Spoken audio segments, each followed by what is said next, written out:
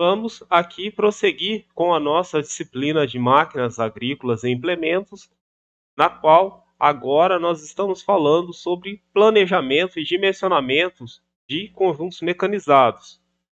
Mas antes de nós prosseguirmos com o nosso conteúdo, vamos retomar com conceitos que nós vimos em um vídeo passado, onde nós falávamos que basicamente a aquisição de uma máquina ela deve considerar a demanda operacional, mas também deve levar em consideração os custos horários e operacional, além de exigências para a cultura principal.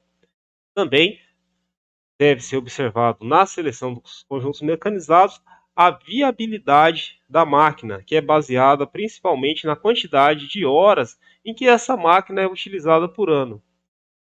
E isso tudo nós vamos aprofundar um pouco mais esses conceitos para melhor especificação de um conjunto mecanizado neste vídeo, em que primeiramente nós vamos falar sobre alguns critérios, ou melhor dizendo, um passo a passo para a seleção de um conjunto que pode ser formado, por exemplo, de um trator semeadora, ou então de uma máquina como um autopropelido ou uma colhedora.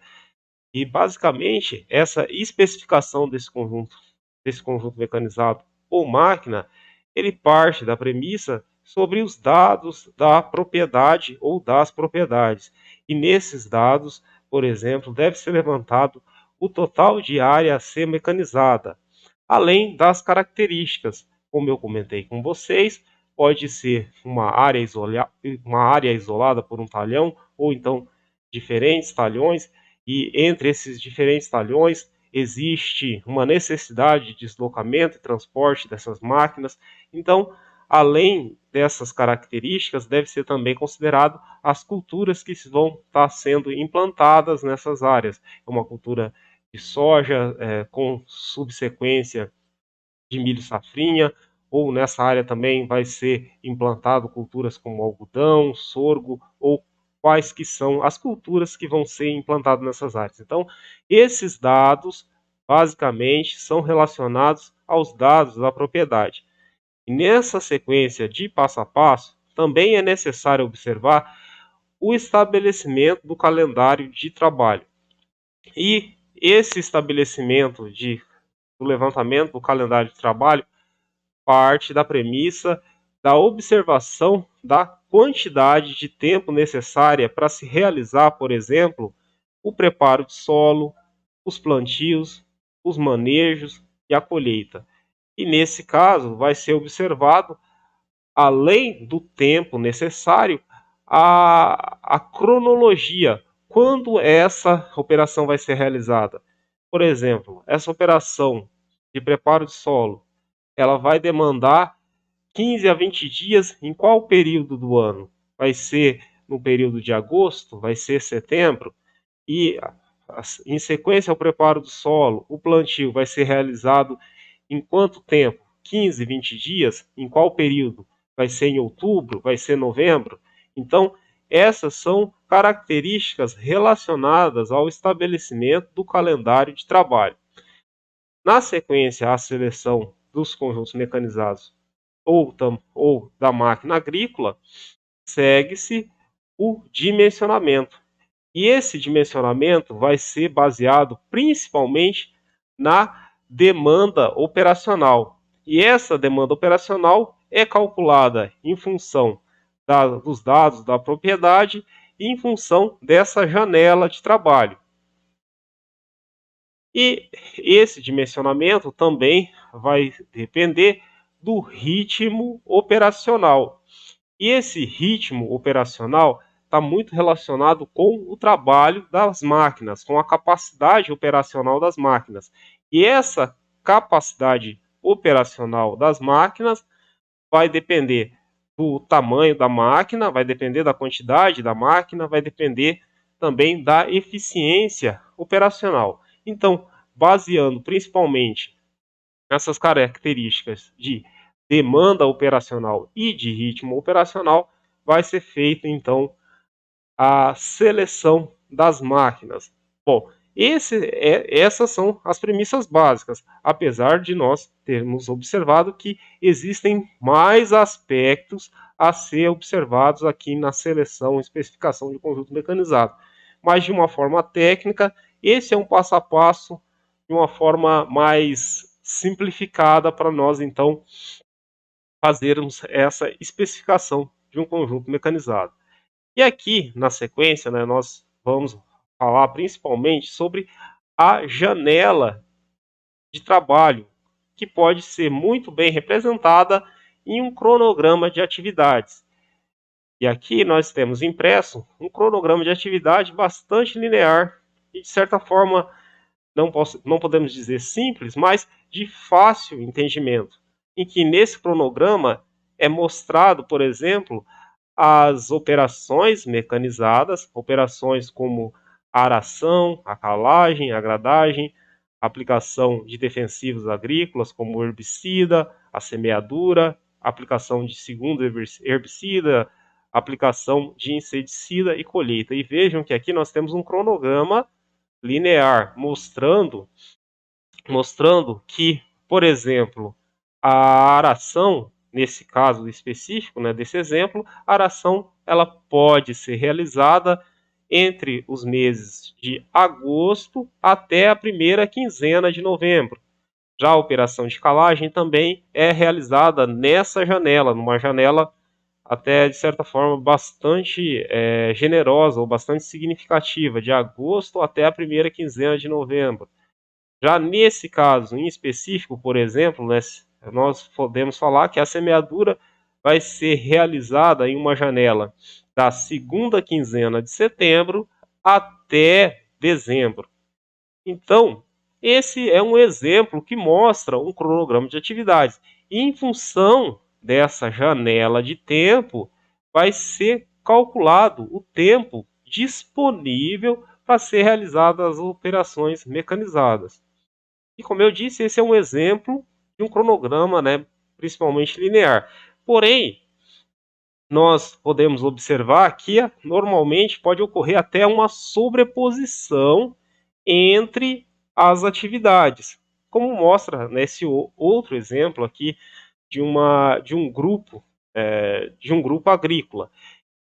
E nesse caso nós vamos observar, por exemplo, né, as operações principalmente relacionadas ao plantio, aos tratos culturais e à colheita. Então, nós podemos observar, por exemplo, que o plantio da soja, nesse caso, ele acontece basicamente a partir da última semana de setembro e ele se estende até a primeira semana de novembro. Isso no caso da soja de primeira safra. De novembro, basicamente de novembro até dezembro, nós vamos observar operações relacionadas aos tratos culturais, né? Aqui no caso da soja, principalmente a aplicação de defensivos. E nesse caso específico, também observamos uma janela de colheita que ela se estende desde janeiro até março, nesse caso específico. Mas depois, né, seguindo a sequência, nós podemos observar que nós temos operações agrícolas mecanizadas concomitantes, né, concorrentes. Por quê? Porque no mesmo período, por exemplo, de colheita da soja, também vai acontecer outras operações mecanizadas, como por exemplo o plantio de algodão da segunda safra, nesse caso específico. Operações como também desse grupo, né, acontecem operações relacionadas, né, aqui vamos, né, tomar por exemplo fevereiro, né, fevereiro de 2019. Nesse mesmo período aconteceram então a colheita de soja, uma operação de plantio de algodão e ainda acontece, por exemplo, operações relacionadas aos tratos culturais nas áreas de plantio de milho e ainda existem a necessidade aqui de ocorrer o plantio de milho de segunda safra. E ainda, né, nós podemos ainda deixar uma observação um tanto mais complexa e vejam que no mesmo período, em janeiro, por exemplo, de 2019, aconteceram etapas, né, de plantio concomitante para a segunda safra de milho e para a segunda safra de algodão. E vejam vocês, de certa forma, esse planejamento, né, para as operações mecanizadas são tem, né, uma certa complexidade, né, porque além de ter operações mecanizadas diferentes que podem ocorrer no mesmo período, pode também ter operações bastante similares, né, como por exemplo, como eu aqui demonstrei, né, a semeadura de algodão e milho ocorrendo no mesmo período. Vamos aqui falar agora então sobre a análise de demanda operacional. E essa análise de demanda operacional, ela possui um cálculo bastante simples e é baseado principalmente em função da área total relacionada com o tempo disponível. A área em hectares e o tempo aqui com uma entrada em horas. Então, dessa forma, nós vamos calcular a demanda operacional, considerando o total de áreas em função do tempo disponível. Mas como que nós vamos calcular esse tempo disponível? Esse tempo disponível vai ser uma função do número de dias do período para operação, e esse número de dias é o quê? Esse número de dias é calculado em função dessas janelas, das operações. Então, por exemplo, qual que é o número de dias total numa janela, por exemplo, de plantio, que se estende da primeira semana de setembro até a primeira semana de novembro? Vai ser, então, né, nós vamos ter aqui aproximadamente 45 dias para realizar o plantio da primeira safra, né, de soja. Porém, esses são o número de dias totais, mas para o tempo disponível deve ser desconsiderado, ou neste exemplo aqui, desconsidera, por exemplo, o número de domingos e feriados, e também vai ter uma desconsideração sobre sobre o número de dias indisponíveis devido à umidade do solo. Então, nesse cálculo é desconsiderado, né, para o tempo disponível, repetindo, o número de domingos, o número de dias de domingo e feriados, e além disso também é desconsiderado o número de dias devido à indisponibilidade pela umidade do solo. Isso tudo vai ser multiplicado pela jornada diária. E nesse cálculo aqui da jornada diária também pode já ser desconsiderado, por exemplo, as horas, né, de descanso, né? Então, nessa jornada diária pode ser considerado, para se ter já um cálculo mais real, a quantidade de horas efetivas, né, de trabalho. Então, dessa forma, pode-se ter uma estimativa do tempo disponível. Lembrando que aqui, por exemplo, muitos agricultores, né, às vezes nem tem essa observação aqui, não levam em consideração esse desconto, né, de número de domingos e feriados. Mas é claro que daí é necessário fazer um ajuste, né, nessa estimativa, em função da realidade que acontece dentro aí da propriedade agrícola.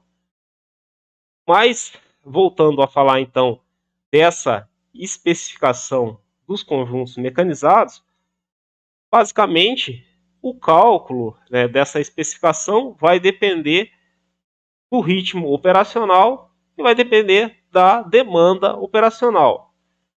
O ritmo operacional é calculado em função da capacidade operacional das máquinas, considerando a eficiência de campo, que pode ser uma eficiência estimada. Então, aqui eu fiz questão de trazer um exemplo que mostra duas máquinas. Dessa forma, né, o ritmo operacional vai ter que contabilizar a capacidade operacional que é realizada por essas duas máquinas. Ou melhor dizendo, por esses dois conjuntos mecanizados, porque aqui no conjunto mecanizado nós temos a aplicação, né, do trator mais a semeadora. Então, o ritmo operacional, nesse caso aqui, é contabilizado por esses dois conjuntos. Então, tendo a somatória, né, dessas duas capacidades operacionais, nós vamos ter uma estimativa do ritmo operacional. Lembrando que essa capacidade operacional vai ser calculada em função da largura de trabalho, vai considerar também a velocidade de deslocamento e vai também considerar a eficiência de campo. E, basicamente, esse ritmo operacional tem que ser maior ou igual à demanda operacional. E essa demanda operacional, como nós vínhamos e temos falado, é calculada em função da área que se tem que trabalhar, a área que pode ser de plantio, a área de colheita, ou então a área de manejo e tratos culturais, calculada para cada uma das culturas, né, que vai ser aplicada aqui, e em função, né, essa relação com o tempo disponível que nós vimos como se faz esse cálculo.